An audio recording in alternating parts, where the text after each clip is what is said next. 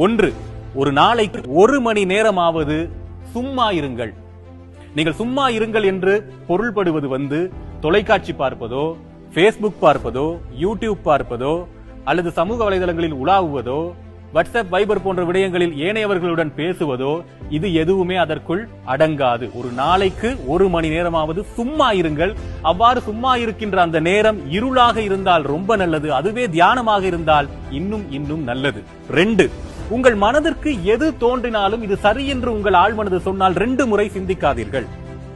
உடனடியாக அதை செய்து விடுங்கள். விளைவுகளை பிறகு பார்க்கலாம். உங்கள் ஆழ்மனதுக்கு அது சரியாகப்பட வேண்டும். 3, எந்த ஒரு விடயத்தையும் 3வது கண் கொண்டு பாருங்கள்.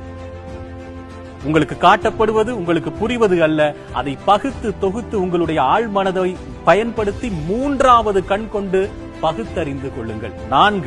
4 பேர் என்ன நினைப்பார்கள் என்று நினைப்பதை முதலில் மாற்றுங்கள். அவர்களுக்காக வாழ்வதை முதலில் நிறுத்துங்கள். காரணம், இந்த 4 பேர் என்பவர்கள் காலத்துக்கு காலம் மாறிக்கொண்டே இருப்பார்கள். 6 வயதிலே, சிறு வயதிலே நாங்கள் விளையாடும் போது 4 பேர் என்ன நினைப்பார்கள் என்று ஒரு விளையாட்டை செய்யாமல் போகிறோம் அல்லவா? அந்த 4 பேர் அடுத்த 10 வயதில் இருக்க மாட்டார்கள்.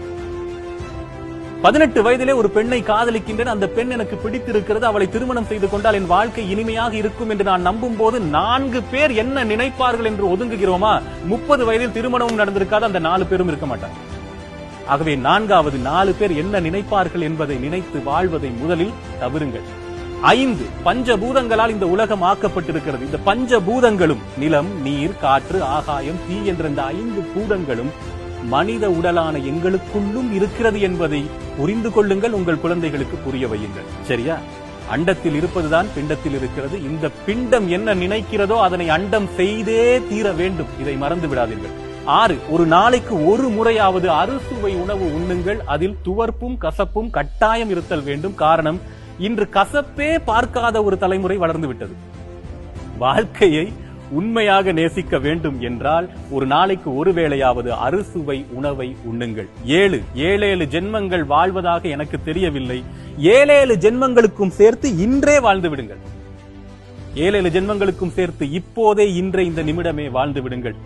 8, இரவு 8 மணிக்கெல்லாம் என்ன அவசரமாக இருந்தாலும் சரி, என்ன தேவையாக இருந்தாலும் சரி, எவ்வளவு பெரிய பிரச்சனையாக இருந்தாலும் சரி, உங்களுடைய தொலைபேசியை, உங்களுடைய செல்போனை, உங்களுடைய கேஜெட்டை, உங்களுடைய லேப்டாப்பை, உங்களுடைய தொலைக்காட்சியை எல்லாவற்றையுமே நிறுத்திவிட்டு தூக்கி தூர போட்டு விடுங்கள். 10 மணிக்கெல்லாம் நல்ல தூக்கம் வரும். ஆழ்ந்த உறக்கம் அப்போதுதான் வரும். இன்று உறக்கத்தையும் இருளையும் பார்க்காத தலைமுறை வளர்ந்து விட்டது. மறந்து விடாதீர்கள், கொழும்புல இருக்கிற குழந்தைகளுக்கு இருட்டு தெரியாது. இது உலகம் சந்திக்கிற விஷயம். 8 மணிக்கெல்லாம் எல்லாத்தையும் தூக்கி தூர போட்டுருங்க. 9, எந்த விதமான தொழில்நுட்ப அறிவுகளும் இல்லாத ஒரு காலத்திலே, சேட்டலைட்டுகளோ பெரிய பெரிய விஞ்ஞான வளர்ச்சியோ இல்லாத ஒரு காலத்திலே தமிழன் நவகிரகத்தை எப்படி கண்டுபிடித்தான் என்று தேடுங்கள். எப்பேற்பட்ட குடியில் நாங்கள் பிறந்திருக்கோம் என்பது புரியும். அதனூடாக வாழ்க்கை உயிர். 10, உலகத்தின் கடிகாரங்கள், விற்கப்படாத கடிகாரங்கள், இல்ல நீங்க இன்டர்நெட்ல போய் கிளாக் என்று சர்ச் பண்ணாலும் எல்லாமே 10 என்றே நிற்கிறதே ஏன்? விற்கப்படாத கடிகாரங்கள் எல்லாமே 10 நிறுத்தி வைக்கப்பட்டிருக்கும். அது ஏன் என்று தேடுங்கள். இந்த உலகம் யாரால் இயக்கப்படுகிறது, ஏன் இயங்குகிறது என்ற மொத்த வரலாறும் திரும்ப வரும். இந்த 10ஐயும் நான் வாழ்வியல் அனுபவத்தில் எனக்கு தெரிந்து கொண்ட விடயங்கள் அத்தனையும் உங்களிடம் சமர்ப்பித்து அந்த காலம் இந்த காலம் நிகழ்ச்சியிலிருந்து இன்று விடைபெறுகிறேன். நன்றி, வணக்கம்.